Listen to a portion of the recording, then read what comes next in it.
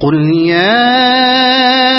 أيها الناس إني رسول الله إليكم جميعا الذي له ملك السماوات والأرض لا إله إلا هو يحيي ويميت فآمنوا بالله ورسوله النبي الأمي الذي يؤمن بالله وكلماته واتبعوه لعلكم تهتدون۔ اے محمد کہو کہ اے انسانوں، میں تم سب کی طرف اس خدا کا پیغمبر ہوں جو زمین اور آسمانوں کی بادشاہی کا مالک ہے،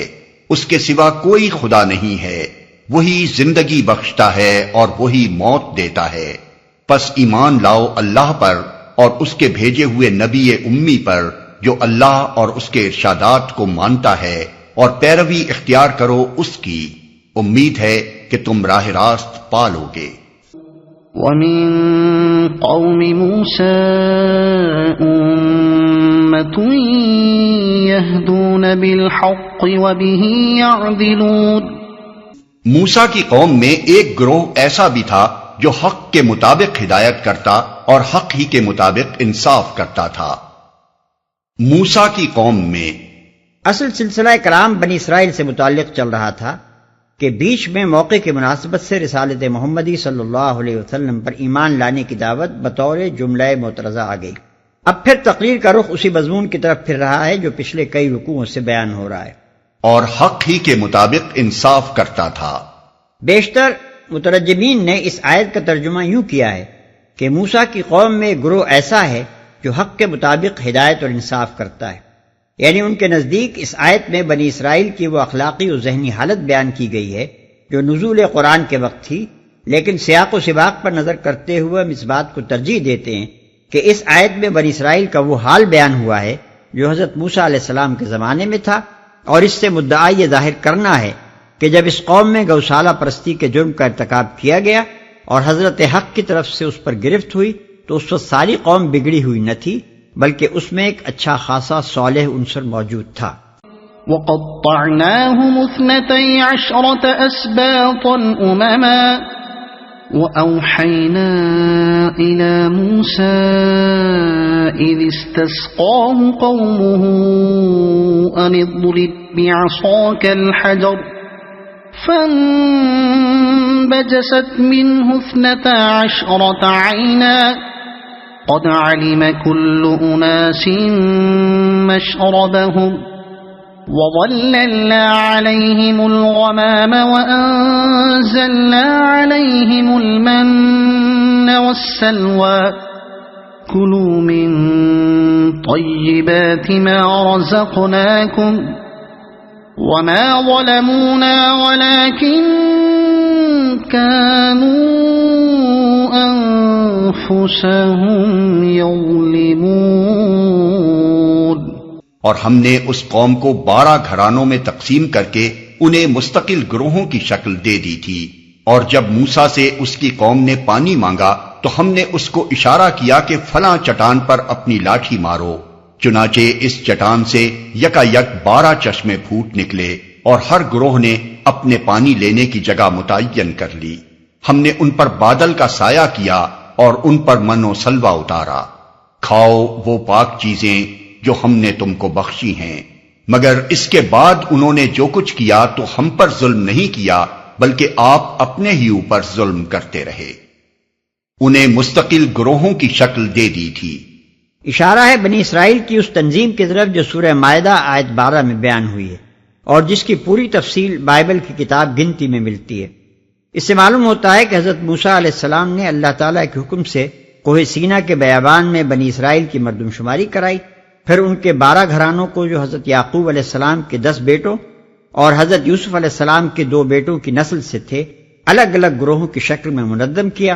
اور ہر گروہ پر ایک ایک سردار مقرر کیا تاکہ وہ ان کے اندر اخلاقی، مذہبی، تمدنی و معاشرتی اور فوجی حیثیت سے نظم قائم رکھے اور احکام شریعت کا اجرا کرتا رہے۔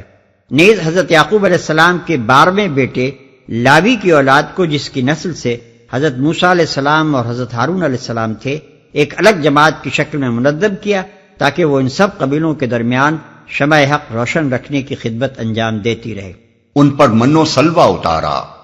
اوپر جس تنظیم کا ذکر کیا گیا ہے وہ من جملہ ان احسانات کی تھی جو اللہ تعالیٰ نے بنی اسرائیل پر کی۔ اس کے بعد اب مزید 3 احسانات کا ذکر فرمایا گیا ہے۔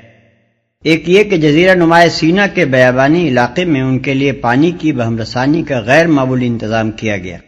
دوسرے یہ کہ ان کو دھوپ کی تپش سے بچانے کے لیے آسمان پر بادل چھا دیا گیا۔ تیسرے یہ کہ ان کے لیے خوراک کی بہم رسانی کا غیر معمولی انتظام من و سلوہ کے نزول کی شکل میں کیا گیا۔ ظاہر ہے کہ اگر ان 3 اہم ترین ضروریات زندگی کا بندوبست نہ کیا جاتا تو یہ قوم، جس کی تعداد کئی لاکھ تک پہنچی ہوئی تھی، اس علاقے میں بھوک پیاس سے بالکل ختم ہو جاتی۔ آج بھی کوئی شخص وہاں جائے تو یہ دیکھ کر حیران رہ جائے گا کہ اگر یہاں 15-20 لاکھ آدمیوں کا ایک عظیم الشان قافلہ یکایک آ ٹھہرے تو اس کے لیے پانی، خوراک اور سائے کا آخر کیا انتظام ہو سکتا ہے۔ موجودہ زمانے میں پورے جزیرہ نما کی آبادی 55,000 سے زیادہ نہیں ہے، اور آج اس 20ویں صدی میں بھی اگر کوئی سلطنت وہاں 5-6 لاکھ فوج لے جانا چاہے تو اس کے مدبروں کو رسد کے انتظام کی فکر میں درد سر لاحق ہو جائے۔ یہی وجہ ہے کہ موجودہ زمانے کے بہت سے محققین نے، جو نہ کتاب کو مانتے ہیں اور نہ معجزات کو تسلیم کرتے ہیں، یہ ماننے سے انکار کر دیا ہے کہ بنی اسرائیل جزیرہ نما سینا کے اس حصے سے گزرے ہوں گے جس کا ذکر بائبل اور قرآن میں ہوا ہے۔ ان کا گمان ہے کہ شاید یہ واقعات فلسطین کے جنوبی اور عرب کے شمالی حصے میں پیش آئے ہوں گے۔ جزیرہ نما سینا کے طبعی اور معاشی جغرافیے کو دیکھتے ہوئے وہ اس بات کو بالکل ناقابل تصور سمجھتے ہیں کہ اتنی بڑی قوم یہاں برسوں ایک جگہ پڑاؤ کرتی ہوئی گزر سکی تھی، خصوصاً جبکہ مصر کی طرف سے اس کی رسد کا راستہ بھی منقطع تھا، اور دوسری طرف خود اس جزیرہ نما کے مشرق اور شمال میں عمالقہ کے قبیلے اس کی مزاحمت پر آمادہ تھے۔ ان امور کو پیش نظر رکھنے سے صحیح طور پر اندازہ کیا جا سکتا ہے کہ ان چند مختصر آیتوں میں اللہ تعالیٰ نے بنی اسرائیل پر اپنے جن احسانات کا ذکر فرمایا ہے وہ در حقیقت کتنے بڑے احسانات تھے، اور اس کے بعد یہ کتنی بڑی احسان فراموشی تھی کہ اللہ کے فضل و کرم کی ایسی سری نشانیاں دیکھ لینے پر بھی یہ قوم مسلسل ان نافرمانیوں اور غداریوں کے مرتکب ہوتی رہی جن سے اس کی تاریخ بھری پڑی۔ وَإِذْ قِيلَ لَهُمُ اسْكُنُوا هَٰذِهِ الْقَرْيَةَ وَكُلُوا مِنْهَا حَيْثُ شِئْتُمْ وَقُولُوا حِطَّةٌ وَادْخُلُوا الْبَابَ سُجَّدًا نَغْفِرْ لَكُمْ خَطِيئَاتِكُمْ سَنَزِيدُ الْمُحْسِنِينَ۔ یاد کرو وہ وقت جب ان سے کہا گیا تھا کہ اس بستی میں جا کر بس جاؤ اور اس کی پیداوار سے اپنے حسب منشا روزی حاصل کرو، اور حطتن حطتن کہتے جاؤ اور شہر کے دروازے میں سجدہ ریز ہوتے ہوئے داخل ہو، ہم تمہاری خطائیں معاف کریں گے اور نیک رویہ رکھنے والوں کو مزید فضل سے نوازیں گے۔ یاد کرو وہ وقت۔ اب تاریخ بنی اسرائیل کے ان واقعات کی طرف اشارہ کیا جا رہا ہے جن سے ظاہر ہوتا ہے کہ اللہ تعالیٰ کے مذکورہ بالا احسانات کا جواب یہ لوگ کیسی کیسی مجرمانہ بے باکیوں کے ساتھ دیتے رہے اور پھر کس طرح مسلسل تباہی کے گڑھے میں گرتے چلے گئے۔ فبدل الذين ظلموا منهم قولا غير الذي قيل لهم فأرسلنا عليهم رجزا من السماء بما كانوا يظلمون۔